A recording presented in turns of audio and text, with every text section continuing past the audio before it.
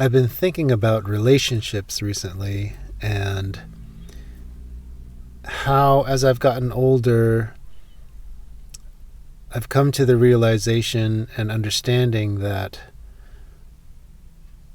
when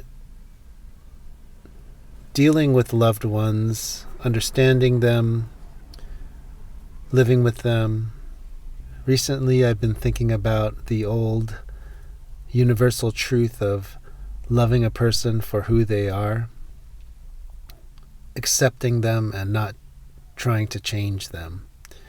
Whether it's a spouse, a partner, good friend, family member. I never really understood this old axiom until I think I hit my mid-40s.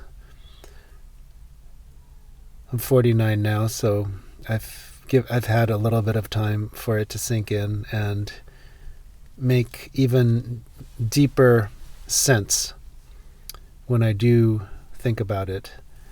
Namely, this idea that, to truly love someone, you accept them, you don't try to change them, you accept them on all levels. You accept all different aspects of who they are. I never really thought about it too much. I kind of intuitively understood this.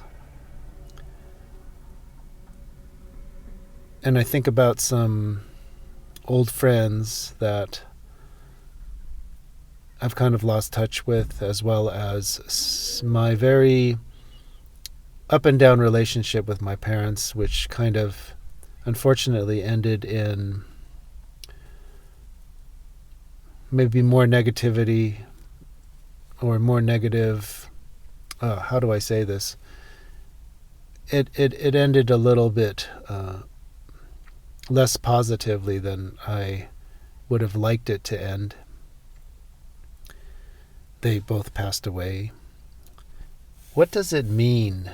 What does it mean to accept someone on all levels? Well, if somebody has an aspect to them, maybe a way of thinking or whatever it might be, a physical quirk, or let's not even use the word quirk, but a physical habit or mannerism,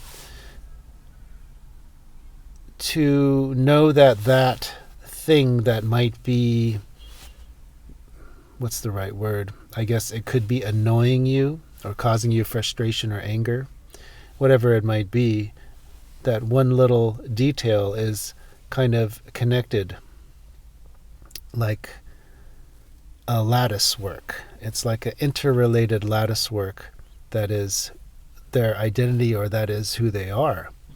And when you take that if you take that one piece away or try to change it or try to get rid of it, then the whole structure can kind of disintegrate.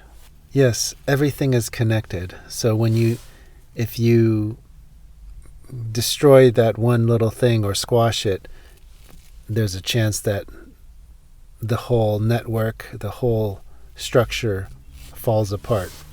That might be a little bit of a dramatic way of looking at it, but I think there's a lot of truth there. My close friend can be very stubborn.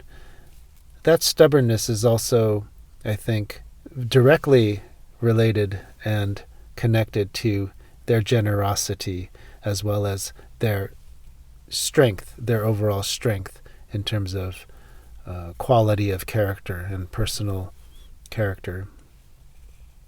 So one thing is connected to sometimes what we see as maybe the opposite thing. And these two work or exist because they balance each other out, right? So both of them are necessary. And so thinking that you can destroy, or I don't know if there's a better word, but to subdue or suppress one little aspect of somebody's personality can lead to a lot of maybe even greater problems in terms of your relationship with that person.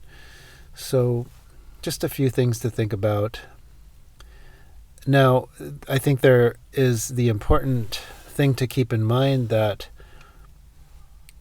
I'm speaking for loved ones that you, in general, have a good relationship with and that you have history with, deep understanding with, or about, as well as mutual respect going on between you both.